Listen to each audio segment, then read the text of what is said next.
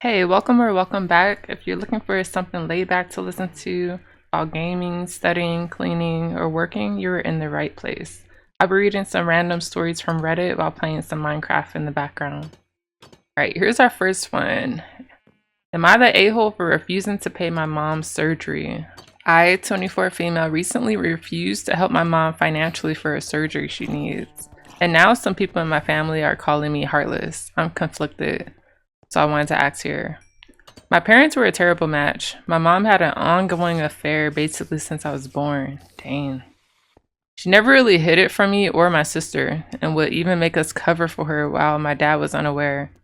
When he eventually found out, he was physically abusive toward her and threatened to unalive her if she continued seeing her boyfriend, but she did anyways. That is crazy. Despite the hatred between them, my parents stayed in the same house and shared finances. My mom used to contribute most of her salary toward the house and even helped run my dad's business. From the outside, it looked like a normal family, but it was far from it. As the years went by, my mom got a better paying job and started keeping more of her money to herself. Over time, she used it to buy her boyfriend a car, a bike, and even helped him start a business. Right now, she's still paying off a car loan for him. When I asked for help funding my college education, she said no because she was saving for retirement. But she hasn't actually saved anything. She's just been spending most of her income on her boyfriend. Now she needs surgery on her knee and doesn't have the money to pay for it. I do have some savings, but I've chosen not to offer to help. I know that might sound cold, but after everything, being used as a cover for her affair, being denied financial help for my own future, and seeing her prioritize someone else over her own kids, I just don't feel like it's my responsibility. My sister thinks I'm being cruel and says she's still our mom, but I can't help but feel that she made her choices and I shouldn't have to pay for them. Am I the a-hole? Ooh, that's deep. I definitely don't think that OP is the a-hole here because, I mean, look at all the blood that's been drawn at this point. Her mom cheated on her dad, made her and her sister cover it up.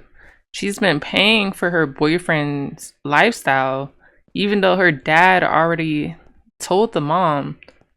Let me say it this way. The husband told the mom to stop seeing her boyfriend, and she's still seeing him anyways. Like, no, I wouldn't want to pay for his surgery either. She basically betrayed the family and her own kids. That's messed up. So nah, OP is not wrong here. On to our next story. That's crazy. Y'all let me know what y'all think. This is from Confession. As I get older, I'm wondering if I'm the one who took out my nephew. At the moment, 25 female. When I was 14, I was staying with my aunt. One day she left me with her 4-month-old son and he kept on crying and crying. I was sitting with my friends holding the baby while he still cried. I got overstimulated and pressed him hard on his chest. He still cried, but later on was calm and playful. 6 hours later, my aunt came back and was feeding him bananas. It was his first day trying solid foods. Later on, she breastfed him and laid him to sleep. 2 hours later, the baby woke up with a very intense, non-stop crying, and my aunt and uncle rushed him to the hospital where he died before he was attended to. A year later, my aunt had another baby, and one day she said, "Why is it that anytime I want to leave you with my baby, your uncle is against it? What did you do to our son that took him out?" I never looked into this so deep because as far as that moment, I didn't think I did anything. I'm 25 years old now and this thing has been bothering me for 5 years now. When I pressed him on the chest, did I break his ribs? Did I cause internal bleeding? Was he already sick and that's why he was crying before? I have a million questions and I wish I knew the answer. She put an edit here. A comment said I should get my medical facts straight before factionalizing stories because I said the kid died before he was attended to. 1, this is something that's been weighing down on me for years. 2, why would I say such a thing if it's not something that happened? 3, I was 14, so yes, I only know what I heard. No one gave me a complete explanation on what happened at the hospital. I didn't ask my aunt and uncle because I was afraid to ask about a sensitive issue even years later. And no, I couldn't ask my parents either because I had no parents. When I turned 16, I had to go stay with my grandma because my uncle was mistreating me. I also lost contact with my aunt when her and her uncle separated. Some mentioned about checking on the cause of death written on the death certificate. I never saw that, and it would be hard to get it from them unless there was a way I can go to the hospital and see if they can pull up the records. Yeah, that's a pretty wild story there, and pretty sad too. Rest in peace to the baby. It really sucks, but you gotta keep in mind this is a 4-month-old, and if the baby was already crying like back to back to back already, it could have been usually colic, but it depends. It's more than likely that the baby was already having issues and you were just there. But honestly, it's also on the aunt and the uncle, because why are you letting a 14-year-old watch a 4-month-old? Just seems kind of strange. It really depends, but with like no parental guidance around at all, that seems pretty young to be watching a baby. To be watching basically a newborn. So at the end of the day, one is the parent's responsibility, and two, sometimes babies pass. Sometimes it happens, and it's really sad, but that's the reality in our world, and it's really sad. On to our next story. Hopefully we get something that lifts us up. All right, I think I'm gonna skip that one. We're gonna go to our next one, which is a messy relationship. Honestly, a lot of stuff on Reddit is messy, but let's continue. This is from Relationship Advice. My boyfriend, 24 male, slipped and accidentally told me, 19-year-old female, he got me pregnant on purpose. He says I misunderstood, but I can't let it go. Where do I go from here? I'm still a mess about all this. Sorry for posting it here. This is a throwaway because he knows my other account. My boyfriend and I have been together for about 1.5 years. We had talked about kids before. We both want them. At least I think I do. I just don't want them now. He thinks differently about that, but said he respected my decision to wait. We found out I'm pregnant about 6 weeks ago. It was very unexpected, and I was incredibly upset. I don't take the pill because it caused a lot of issues for me, but we always use condoms. I just assumed it must have failed. We spoke about it a lot and decided to go for it. In his words, it must have meant to happen. I'm still trying to make peace with this pregnancy, and I'm often emotional about it. A few days ago, I was having a particularly rough day with morning sickness and couldn't stop crying. And he lost his patience and said something like, if I had known you'd be like this, I never would have gotten you pregnant. Ooh. I think he realized he messed up because he corrected himself and apologized, saying he didn't mean it that way. But it still doesn't sit right with me. He's always been incredibly sweet since then, but it feels like he's trying to distract me. Or I'm losing my mind and not appreciating the sweet things my boyfriend is doing. I honestly don't know anymore. Do I keep pushing this? Do I just let it go and accept the situation for what it is? Any advice would be appreciated. Yeah, that's pretty insane.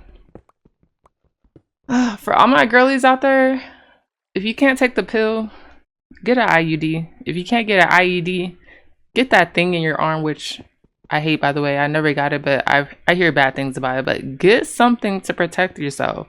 And by the way, even if you do have protection, if you're on the pill or whatever, do not tell guys that you're on the pill. Do not tell them that you have an IUD and all that stuff. Make them still use a condom.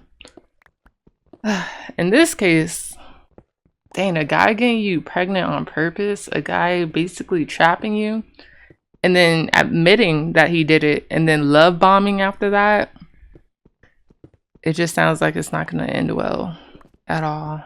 But hopefully he does just stay sweet. I hope that's the case, and that he's not love bombing to distract you from like how he really is. That's pretty messed up. Y'all let me know what y'all think about this one. On to our next. This is from Confession. I found a wallet with a lot of money on the sidewalk. A few days ago, I was walking with my dog when I picked up a lady's wallet on the ground. When I looked inside, there was $440. Yo, who is walking around with $440 just in their wallet? That's kind of crazy. I was very tempted to just keep the money because I'm currently broke and I was already fantasizing of eating something other than ramen. I probably spent a good 20 minutes contemplating what to do.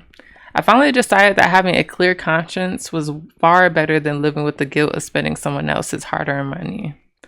The address on their driver's license was reasonably close, so I returned it. The lady was super appreciative, and you could see just how relieved she was.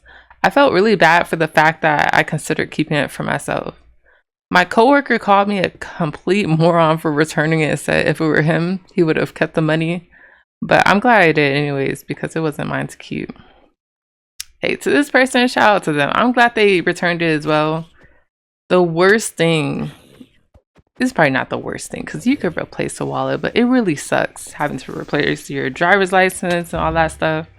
And then your money too. And you never know what somebody else is going to. So if you do find a wallet and you can return it, return it. If you can't return it, then hey, I guess you just keep it. But in this case, he could return it, so, or he or she, I'm not sure. But they could return it, so it's better to do that. So yeah, y'all, be good people. Be like this person with their confession. If you could return their wallet, do so. You might make somebody's day. Relationship advice. I, 39 male, read my wife's 39 female text messages. I, 39 male, read my wife, 39 female, of 10 years text messages with one of her co-workers, a male, and found this message that happened while they were both attending a work conference out of town. This co-worker is someone I have known and had over to our home for over 7 years. He's married. I have met his wife. We've gone out with them before and had them over to our home and been to theirs. And this time I have never heard him speak like this to my wife, his wife, or me. Text messages exactly verbatim. This is the male coworker speaking. I really want you to enjoy yourself and soak up all the good energy. It truly lifts me up to see your spirit shine. But if I'm being honest, I love to steal a little quiet, intimate time with you. I know it's beautiful the way you share your light with everyone, but I'd be lying if I said I didn't want to feel like the most important one in the room to you. Because that's exactly what you are to me. Is that something you'd be willing to share with me? That's wild to say that to somebody else's wife. Oh my gosh. This is his wife responding. I'm in the breakout meeting and then I'm not planning on attending poop else. I'm not cussing on here. So I'm down for whatever after this. That's wild that his wife is doing this, man. But let's continue. I confronted her about the message and asked her how long they have been having an affair. She acted confused and like she did not know what I was talking about. I had her open her phone and I showed her the message exchange. She said that nothing happened and that he just talks that way. I pressed further because the tone of that message is unlike any I've ever experienced or seen between two people in a normal work relationship. She said that he wanted some time to discuss work problems in private. I told her that this doesn't involve hotel rooms and this type of intimate time he was asking for. I asked her what his wife would say if I shared this message with her. She agreed it would not look good. I also noticed she deleted messages from him regularly. I asked why she did that. She says because the way he talks would not look good, so she deletes it in case I go through her phone. But she says nothing has ever happened. I'm talking hundreds of deleted texts. So that makes me feel even more uncomfortable. She wants us to go to counseling because she says I have trust issues. One of my previous relationships ended with my partner cheating on me. While I agree I may have some deep-seated trust issues due to my past, I think this is at bare minimum blatant disrespect for me and our marriage if nothing sexual truly happened or worse. She has been cheating on me. I would like opinions on this situation and advice. I'm happy to answer any questions that doesn't involve any private info. Yeah.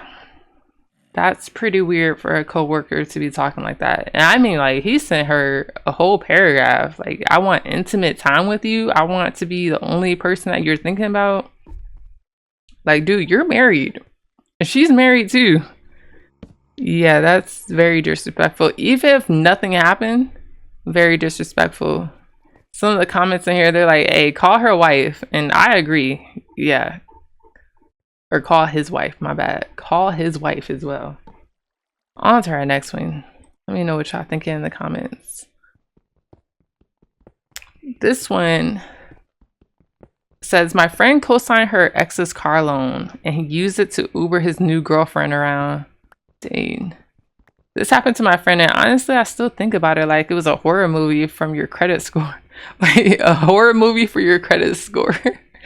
So she was dating this guy. Let's call him Chad because, of course, it's Chad.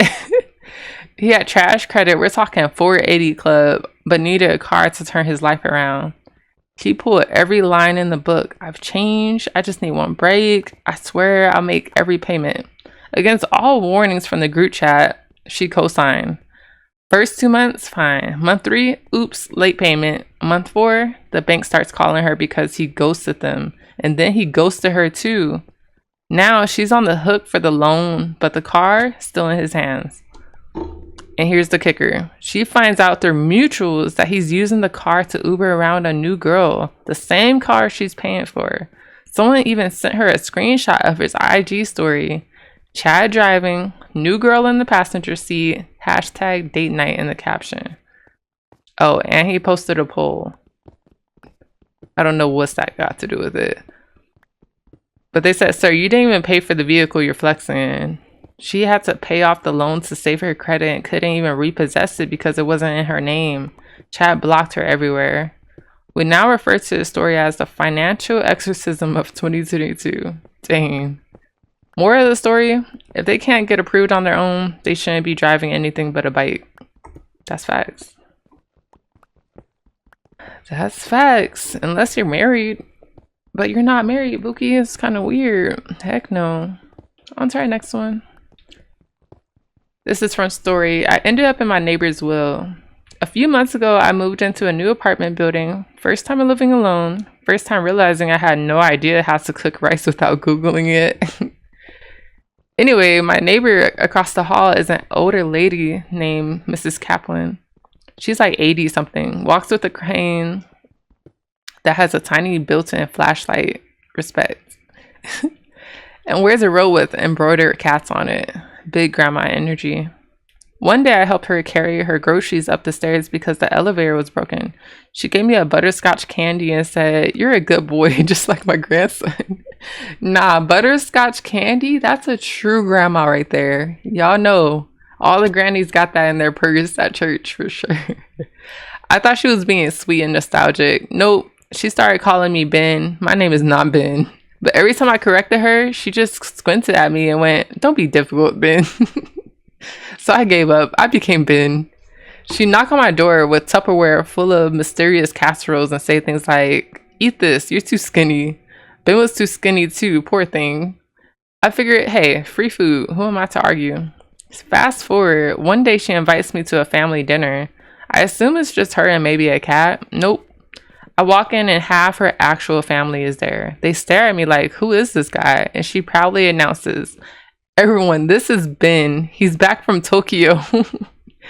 Now I'm locked into this insane roleplay where I apparently live in Tokyo, work in tech, and still play the trumpet. I haven't touched the trumpet since a middle school band, but I nod and smile like I'm auditioning for a Netflix series. Here's the twist. She knows. She later pulled me aside and said, "I know you're not Ben, but I like having you around." Last week, she called me over to help fix her TV and offhandedly mentioned, "You'll take the cat figurines when I'm gone, right?" I already put it in the will. So now I'm inheriting cat figurines because I became someone else's grandson by accident. And honestly, I think Ben would have wanted it that way. Yo, this is like such a sweet story. And I'm glad it's a happy story because we've been having messy stories on Reddit usually. But I'm glad that turned out to be a happy one. Now, I will say it surprised me. I hear I ended up in my neighbor's will. What are y'all thinking? Money. I'm thinking she left him she left him something, some type of money, but he got cat figurines. I guess he was gonna save those. I don't know. On to our next one. This one's from Marriage. Caught my husband flirting. I really don't want to be here, but I need help. Last night I came home from work and found my husband asleep in bed with his phone on playing videos. I grabbed his phone and tried to figure out how to close the video out. I have an iPhone, he has a Samsung, so the mechanics are a bit different. In my fumblings, I started closing out windows he had open, and my eye caught part of a message he sent someone, so I looked. It was a message of him telling another woman how upset he was that the water on the mirror of her bathroom selfie took from the picture, and he added how effing hot he's always found her. Yep, that got my attention. Down the rabbit hole I went. Every selfie she took where she was over-exaggerated, flaunting her butt or cleavage, there he was with his little heart emojis. Comments about how amazed he was that she's always somehow remained to look as good as when they first met. I poked around to other girls on his profile, and nope, he didn't talk to anyone else like that, just this specific girl. I saw enough. I left the phone where it was and didn't bother to close anything else. When he woke up, he was upset that I didn't want to hug him and asked me why I was being so cold. So I told him I found the message. At first, he denied it, tried laughing it off and saying he'd never say that to anyone. I told him I saw it for myself, and he opens his messages and he can see it too. Busted. Then he tried telling me I was taking it all wrong. She's just a friend and was going through a rough spell, that he believed she was depressed, and he said that to boost her spirits. Okay, I'm glad he restored her confidence. Mine is shattered. For the next hour, I let him talk. He just rambled and defended himself over and over. She's just a friend. Nothing has happened. Nothing will happen. Nothing has ever happened. He doesn't understand why I'm so upset over nothing. And he tried to laugh it off and yelled, I'm upset because your effing wife and I'm the only one. Okay, I'm sorry. Let me re-say this. He tried to laugh it off and I yelled, I'm upset because I'm your effing wife and I'm the only one you should be talking to like that. Again, he got defensive and started telling me I'm overreacting. The whole time, that's all he did. Just made excuses and defended himself. I told him none of that was making me feel any better about what he did. He got really upset when I told him I heard all this. She's just a friend. Crap before for my other exes. Sorry, she wrote this different. I'm gonna say that again. He got really upset when I told him I heard all this crap, all this she's just a friend crap before from my other exes and why I should believe him. He said, oh, so I'm like them now. I let him talk and ramble, excuses, stories about what his ex did to him, telling me he only loves me. Finally, I just looked at him and said, we've been at this for over an hour and you said a lot, but there's something you didn't say. He asked me what, and I told him, if I had to say it for you, you would never be able to say it to me because I had to tell you. And he demanded I say it, so I screamed it at him. I'm effing sorry. I shouldn't have done that. I'm sorry that what I did hurt you. That got him more defensive because he then started yelling.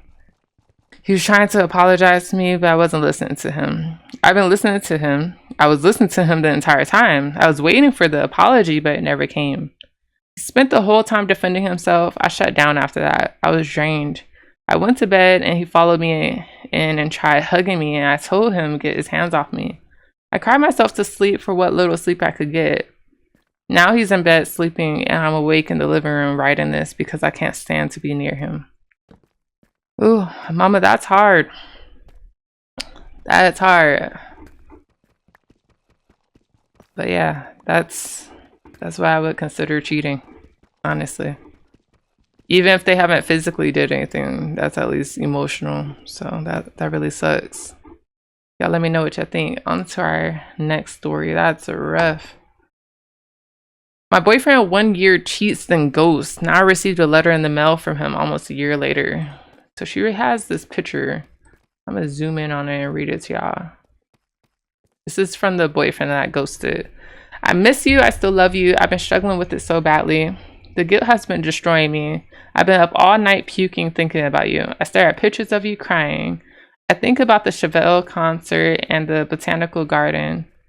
And when you came with me to get my Pontiac in the Del Sol. I think about how beautiful you are and how you always stun me. I don't know if you have a partner, but that's not what I'm asking for. You owe me nothing, but I'm asking for a chance. I just need one conversation with you. I cheated on you and it was the most despicable thing I could have possibly done to you. I'm so hung up on you. I'll tell you anything you need, anything you want to understand. I've been struggling so badly to cope with the idea that I'll never hold you again. Please, I'm begging you, let me try endlessly to make up for what I did to you. I don't know if you hate me, but I plead that that's not true. I miss you every single day. I think about the many times how when my life was at its worst during first semester, you would hold me as I sobbed at the idea of going to class. You were always there and always so supportive. You were perfect in every single way. I destroyed your trust and pushed you away. You just said I destroyed your trust and pushed you away. And it was the worst thing that I've ever done. When I was at my lowest, you were there for me, and I spit in your face. I'll do anything to talk to you just one more time, please. When we were dating, I used to hate Slipknot and Alice in Chains, but would never tell you that. I guess that's a show? But ever since I cheated on you when I snapped the consciousness, I constantly find myself listening to both of those bands. Oh, those are bands, okay. I had no clue. Thinking about you and wishing you were still here. I miss watching that boys and trash horror movies with you. I miss making dinner with you and just watching you do everything. I miss listening to you talk about the things that you love or about how your family made you upset. I miss when our hair would get caught in each other's piercings. No one understood and sympathized with me the way you could. Over the past few months, I felt this looming loneliness that never goes away. It doesn't matter who I'm with or what I'm doing. I know that the feeling is my fault for treating you like that, for treating you like trash. I've come to realize that I'll never love another person the way I love you. I wish every day to turn back the clocks and change the terrible decision I made. I feel like I would never be loved the same as what you showed me. Please show me somewhat that you're at this. I love you, Leo. I ain't gonna lie. Don't take him back. Let's see what she says about it. This will be a long one, so... Okay, she put something at the bottom. I apologize in advance. Most of this will be rambling because I was just so organized about the situation. This will be long as well. Sorry. I don't care that it's long. I'm here for it. Let's go. I started dating. Let's call him L. We know his name's Leo. I read the story. When I was 17, we broke up about a year ago. At that time, we were essentially living together. Toothbrush at my house, laundry, cooked here, etc. He came to my house one night and laid down next to me and said, I still love you, but I'm not in love with you. And packed his things and left about 20 minutes later. That was rough. It just kept getting rougher. A week or two after our breakup, he had a major fight with his mom and asked if he could come over for company, and I allowed him to. He then kissed me that night and started to cry and profusely apologize while calling himself selfish. I said it was okay. He slept at my house that night and I drove him to work the next morning. He said goodbye to me as usual and went about his day. Leo didn't text me that entire day until midnight, well after I was asleep. I will copy and paste the message here. Leo said, hey, this is really hard, but I thought a lot about it and spoke with a friend, and the reason I miss you so much is because I am codependent on you and I won't ever stop missing you if I keep staying around. I need to become stable by myself to become a healthy person, otherwise I will be miserable and lonely wherever I'm not with you, and moving on would never happen. And I'm sorry, but I need to work on myself and start to fix my life and pick up the pieces. I need to get my school, car, social life, and romantic life in order to become a truly happy person. And I'm sorry, but that means I need distance. I need to be alone. And I'm so sorry I'm doing this over text. I know this is so painful. I feel it too, but I think this is for the best for both you and I to pull ourselves together and become better and happier people in the end. I understood and agreed it was the best for him. Then she says, it was total radio silence until about 4 weeks later, I got another text at midnight that reads as follows. Hey, I'm really sorry that I'm writing this to you over text, but I don't think I could bear to do it in person. I feel as though I owe it to you and myself to explain what I did. In part, it's for you. I want you to have closure and be able to move past the time we spent together. But on the other hand, it's for me to reconcile with what I did to you.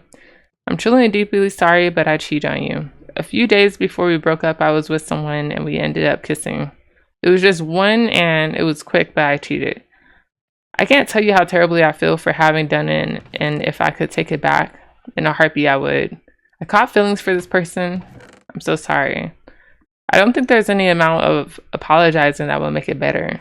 You gave me everything in a relationship. You were beyond perfect. You loved me for who I am, even through my flaws. And I'm so deeply sorry for what I did because I really did feel the same. I need you to know what I did because it haunts me. I think about all the time of how terribly I treated you and how terribly I ended our relationship. You didn't deserve any of it. I'm so sorry, but I need to tell you this to move on. A big part of me wants you to hate me so I can get final closure. So that I can know that you despise me and will never forgive me. That you hate me, that you hate every fiber of my being, but I do want you to know that I'm sorry. I quickly replied and asked, who was it? And he refused to tell me and said he had to respect the other person's wishes. Weird. My friend let me stay at her house that night and we just drank the day off. At this point, I had been so disappointed in Leo that I didn't even cry over learning this. However, I cried when I learned who he cheated on me with. I did some digging and asked around. Turns out a week after we broke up, he began dating his best friend. We'll call her T, 18-year-old female. And she confirmed this with me when I asked her. They had made out about a week before Leo had dumped me. T's boyfriend, now an ex-boyfriend. Oh my goodness, these people. T's boyfriend, now her ex-boyfriend, confirmed this because she admitted to her boyfriend that she cheated on him with Leo. He relayed this information to me. Not these people being... You're already in a couple and you go and cheat with a person that's also already with somebody else. Like, what is up with that? Why is that like such a common thing? What is going on? Crazy. Okay, let's go to our next part. Then again, radio silence for months. I knew I shouldn't just let myself be a fish that sits and waits to be hooked again, so I took initiative. At that point, I realized that I could either sit and wallow in how awful I felt or I could pick myself up. I could pick myself up and stop being a punk about it. I need some water. This is a long one. Stay hydrated.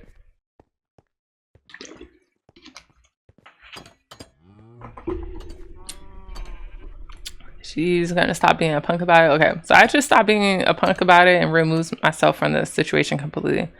Blocked Leo, blocked T, blocked all their friends as well, and moved on with my life.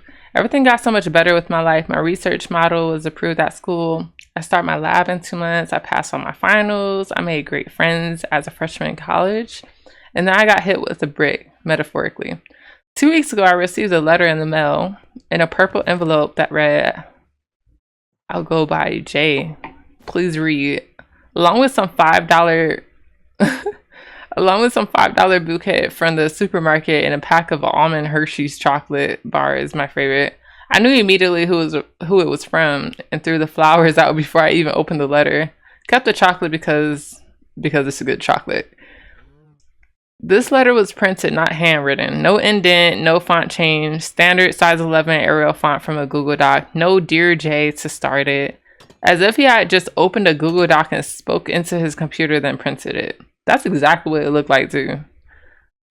Some context for why I may be receiving this letter now. Almost a year after we broke up, I recently downloaded a dating app for fun and to maybe meet some new people. Horrible mistake. I live in a small town in the middle of nowhere. So who do I end up matching with? Leo. I blocked his account on that app and then got this letter a week later. In an immediate fit of rage, I began to correct his his trash grammar and spelling in hot pink glitter pen and was going to send it back as is because his very apparent lack of effort in writing this sent me into a disgusted and very frustrated mood. Before I did so, I asked my friends for advice and got an incredibly mixed bag of opinions. Some said if I intended on sending the letter back anyways, I should write something along with it that refuted the statements he wrote. In quotations, I will never love anyone the way I love you. Others said I shouldn't send it back at all because he isn't worth it. Some said to just send the letter back with nothing else. However, I did one thing with the letter that I felt better about. I unblocked T. I took the ring camera footage of him dropping it off at my house and a picture of the letter L sent. And I sent all those documents to T. the 18-year-old girl he cheated on me with. I know she's a poophead for what she did, but if I was in her position as a woman, I would want to know that my boyfriend did that. She opened the message for about 15 minutes before blocking me. I don't understand why she blocked me, but that's okay because at least I did the right thing. I'm so lost and confused and angry. These events had essentially ruined my ability to trust new people in my life.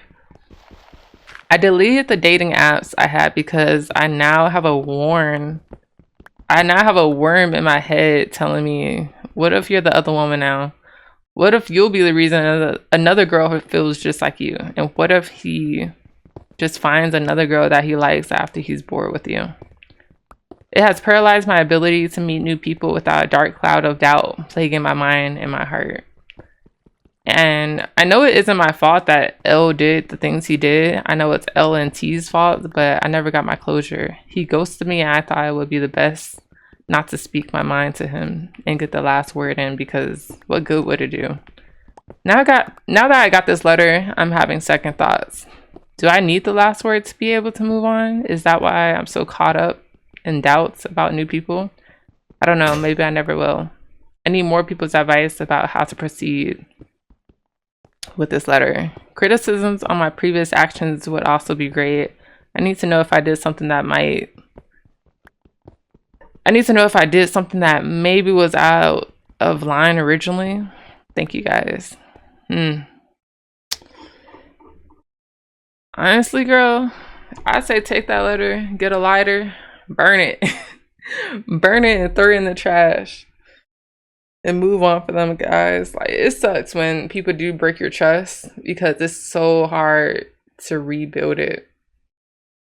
Because in a way, you just feel violated. And it's like, dang, I trusted you and you messed it up. I personally never really been a cheating type. I think the only time I've ever even had a situation close was when I was with the guy long distance and we kept breaking up like every other day. It was to the point, it was like our relationship's already over pretty much, and we had been together like a year long distance, but the relationship was already over. We were going back and forth every day. One day we're together, the next day we're not. It was just like, well, I'm moving on and I'm over it. But relationship was good in the beginning. How long have we been on here? We're going to do it right here.